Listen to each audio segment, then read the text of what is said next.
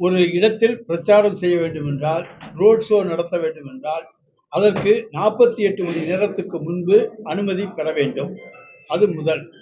அடுத்ததாக எத்தனை பேர் வருவார்கள், எவ்வளவு கூட்டம் கூடும் என்பதையும் தெரிவிக்க வேண்டும்.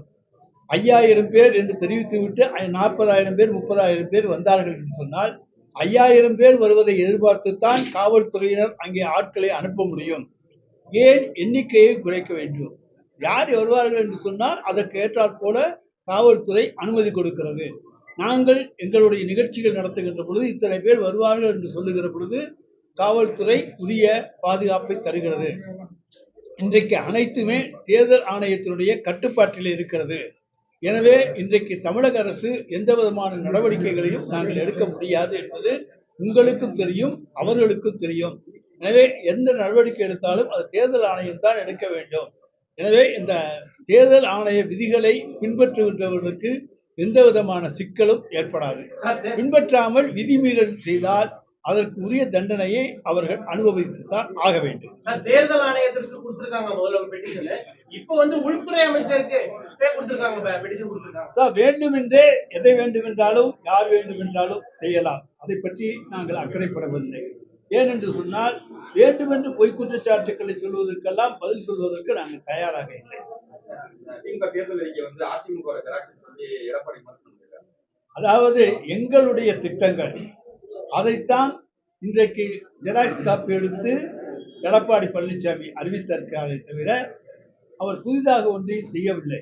எனவே அதிமுகவின் ஜெராக்ஸ் காப்பி அல்ல, நாங்கள் சொல்லி இருப்பது எல்லாமே நடக்கக்கூடியவை, நடைமுறைப்படுத்தக்கூடியவை. அப்படிப்பட்ட சாதனையம் உள்ள தலைவர் எங்களுடைய தலைவர்.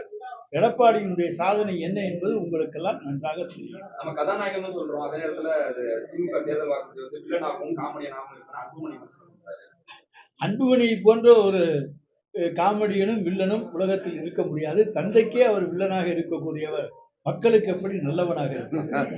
உதயநிதி விமர்சனம் பண்ணியிருந்தாரு எடப்பாடி பழனிசாமிய, மோடிக்கு முரட்டு பக்தரா இருக்காரு அப்படின்னு சொல்லி விமர்சனம் பண்ணியிருந்தாரு. அதே நேரத்துல எடப்பாடி பழனிசாமி பதில் விமர்சனம் பண்ணியிருக்காரு.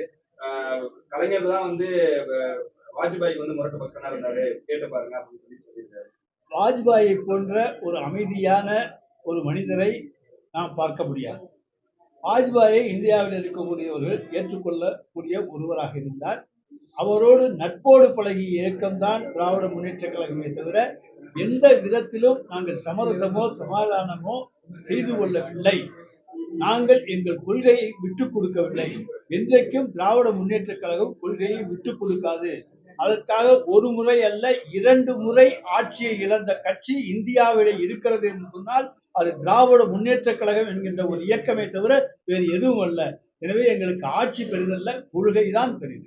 எடப்பாடி பழனிசாமி திமுக கூட்டணியில வேட்பாளர்கள் புலர்பட்டியல் சொன்னாரு. ஆனா இப்ப வரையும் பாத்தீங்கன்னா பிஜேபி வேட்பாளர் பட்டியலே வெளியிடல.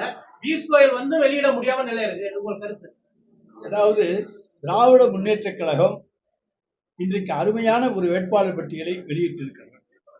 60 புதுமுக வேட்பாளர்களை ஒரே நேரத்திலே அறிமுகப்படுத்தி இருக்கிறார் எங்களுடைய தலைவர் தளபதி அவர்.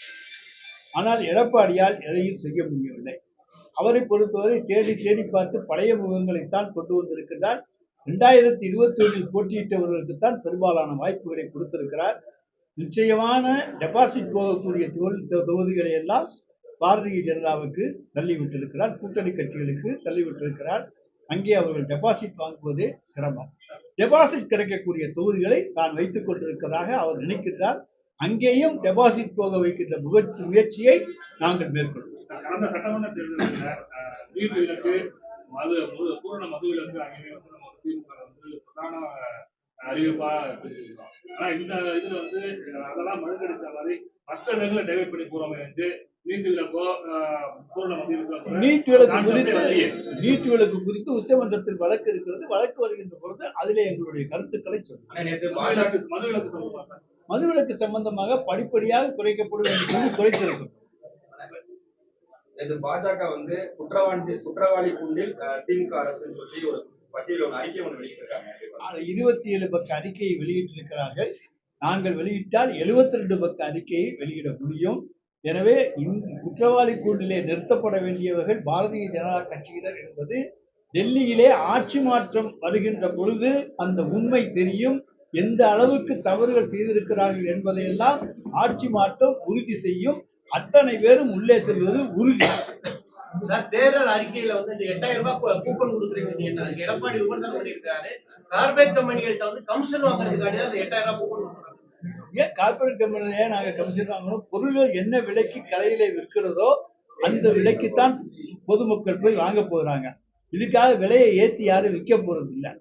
என்ன, எனவே எப்போதும் என்ன விலை கொடுத்து அவர்கள் பொருளை வாங்குகிறார்களோ அதே விலைக்குத்தான் அந்த பொருளை, தங்களுக்கு விரும்பிய பொருளை வாங்கிக் கொள்ளப் போகிறார்கள். எனவே இதில் எந்த விதமான கமிஷன்